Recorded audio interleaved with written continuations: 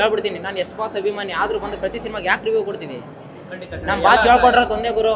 ನಮ್ಗೆ ಯಾವ ಥರ ಗೌರವ ಕೊಡ್ತೀರಾ ಬೇರೆ ಇರೋಗಳು ಆ ಥರ ಸಪೋರ್ಟ್ ಗೌರವ. ನಮ್ಮ ಬಾಸ್ ಅದಕ್ಕೆ ಇವತ್ತು ಆ ಮಟ್ಟಕ್ಕಿರೋದು, ಆ ಎತ್ತರಕ್ಕಿರೋದು, ಇಡೀ ಜಗತ್ತೇ ಕಂಡುಹಿಡಿಯೋದು ನಮ್ಮ ಬಾಸ್ನ. ಒಳ್ಳೆತನ ಕಾಪಾಡುತ್ತೆ. ದಯವಿಟ್ಟು ಬ್ಯಾಡ್ ಕಮೆಂಟ್ 100 ಹಾಕೋದ್ರ ಬದ್ದು ಒಂದು ಸಿನಿಮಾ ನೋಡಿ ಫಸ್ಟ್ ಶೋ, ನಿಮಗೆ ಚೆನ್ನಾಗಿಲ್ಲ ಅಂದರೆ ಚೆನ್ನಾಗಿಲ್ಲ ಅಂತ ಹೇಳಿ, ಟ್ರೈಲರ್ ನೋಡಿ ಬ್ಯಾಡ್ ಕಮೆಂಟ್ ಹಾಕ್ಸ್ತಾರಂತೆ. ಲೇ ಮಗಳ ಮುಖ ನೋಡಿ ಅವ್ರ ಅಮ್ಮನ ಭವಿಷ್ಯ ಹೇಳ್ತೀರಾ, ನಿಮ್ಮ ಭವಿಷ್ಯಗಳೇ ನಿಮ್ಗೆ ಗೊತ್ತಿರಲ್ಲ. ದಯವಿಟ್ಟು ಇದನ್ನ ಇಲ್ಲಿಗೆ ಸ್ಟಾಪ್ ಮಾಡಿ. ನಾವು ಕನ್ನಡಿಗರು ಯಾರ್ಯಾರು ವೀಡಿಯೋ ನೋಡ್ತೀರ ನಾವೆಲ್ಲ ಒಂದಾಗಬೇಕು. ನಾವು ಅವ್ರ ಅಭಿಮಾನಿ ಆ ಬಸ್ ಈ ಬಸ್ ಬಿಟ್ಬಿಡೋಣ, ಫಸ್ಟ್ ಕನ್ನಡಿಗರಾಗೋಣ. ಬನ್ನಿರಿ ಒಂದು ವೇದಿಕೆಗೆ, ಎಲ್ಲರ ಅಭಿಮಾನಿಗಳು ಬನ್ನಿ ಒಂದು ವೇದಿಕೆಗೆ ಸೇರೋಣ. ನಿಮ್ಮ ಪ್ರಕಾರ ಚಲನಚಿತ್ರ ವಾಣಿಜ್ಯ ಮಂಡಳಿಯಲ್ಲಿ ಯಜಮಾನರುಗಳು ಮೊದಲು ಆಗ ಬಗೆಹರಿತಾಯಿತ್ತು, ಈಗ ಯಜಮಾನರಿದ್ದು ಇಲ್ಲ. ಅಣ್ಣ ಇವಾಗ ಒಂದು ವಿಚಾರ ಹೇಳ್ತೀನಿ ಕೇಳ್ರಿ. ಇವಾಗ ನೀವು ಇದನ್ನ ಸಪ್ರೇಟಾಗಿ ಹಾಕಿ ರೀಲ್ಸು. ನಮ್ಮ ಕರ್ನಾಟಕ ಕಟ್ ಮಾಡ್ಬಿಡಿ ಹಾಕ್ತೀನಿ. ಕನ್ನಡ ಚಲನಚಿತ್ರ ಮಂಡಳಿಯ ಅಧ್ಯಕ್ಷರು ಯಾರು, ಉಪಾಧ್ಯಕ್ಷರು ಯಾರು, ಅದನ್ನ ಕಮೆಂಟಲ್ಲಿ ಹಾಕ ಕೇಳಿ.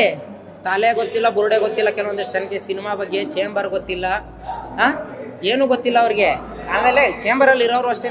ನೀವು ಸುಮ್ಮನೆ ಏನು ಅಧಿಕಾರ ಬಂತು ನೀವು ಪೋಸ್ಟ್ ಹಾಕ್ಸ್ಕೊಂಡ್ರಿ, ಟೇಬಲ್ ಮೇಲೆ ಹೆಸರಿತ್ತು, ಬೇಡ ಅಣ್ಣ. ದಯವಿಟ್ಟು ನಮ್ಮ ಕನ್ನಡ ಇಂಡಸ್ಟ್ರಿ ಮಾನ ಮರಿದಿನ ರೋಡಿಗೆ ತರಬೇಡ್ರಿ.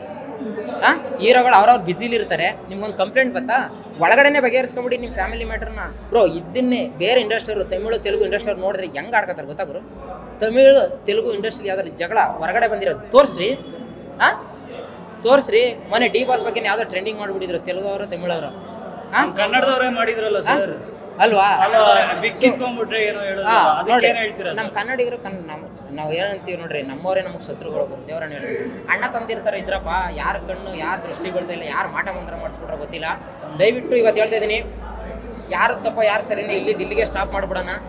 ನೆಕ್ಸ್ಟು ಎಲ್ಲ ಅಭಿಮಾನಿಗಳು ಒಂದಾಗೋಣ ಗುರು. ನಾವು ಹೀರೋಗಳು ಸಪ್ರೇಟ್ ಬಿಡೋಣ, ಅವ್ರು ಬ್ಯುಸಿಲಿ ಅವ್ರು ಇರಲಿ. ನಾವು ಅಭಿಮಾನಿಗಳೆಲ್ಲರೂ ಒಂದು ವೇದಿಕೆಗೆ ಸೇರೋಣ. ನೀವೇ ಕೊಡ್ರಿ ಪ್ಲೇಸು, ನೀವೇ ಕೊಡಿ ಡೇಟು. ನಾವೆಲ್ಲ ಒಂದಾದರೆ ಹೀರೋಗಳು ಆಟೋಮೆಟಿಕ್ಕಾಗಿ ಬರ್ತಾರ್ರಿ. ಹೀರೋ ಹೀರೋಯಿನ್ಗಳು ಅಭಿಮಾನಿಗಳು ಖರ್ಚಾಗಿ ಯಾರು ಬರಲ್ಲ ಅಂತಾರೆ ಹೇಳ್ರಿ? ಬನ್ನಿರಿ ಎಲ್ಲ ಹೀರೋಗಳ ಅಭಿಮಾನಿಗಳು, ಆ ಹೀರೋ ಈ ಹೀರೋ ಅಂತಲ್ಲ, ಎಲ್ಲ ಹೀರೋಗಳೇ ಗುರು. ಎಲ್ಲ ಅವ್ರವ್ರ ಬಾಸ ಅವ್ರವ್ರಿಗೆ ಹೆಚ್ಚು.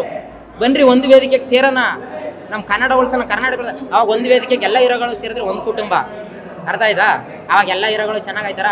ಅದು ಅಭಿಮಾನಿಗಳ ಕೈಲಿ ಮಾತ್ರ ಸಾಧ್ಯ ಇರೋದು. ನಾವು ಒಗ್ಗಟ್ಟಾಗೋ ತನಕ ದೇವರನ್ನೇ ಸಾಧ್ಯ. ನಾವು ಎಷ್ಟು ತನಕ ಬ್ಯಾಡ್ ಕಮೆಂಟ್ ಆಗ್ತಾ ಇರ್ತೀವಿ, ಅವ್ರು ನಮ್ಮ ಬಾಸ್ ಇವ್ರು ಬ್ಯಾಡ್ ಅಂತ. ದಯವಿಟ್ಟು ಅಲ್ಲಿ ಇಲ್ಲಿಗೆ ನಿಲ್ಲಿಸ್ಬಿಡೋಣ ಗುರು. ಯಾಕಂದ್ರೆ ನಮ್ಮ ಕನ್ನಡ ಇಂಡಸ್ಟ್ರಿ ಉದ್ಧಾರ ಆಗಬೇಕು.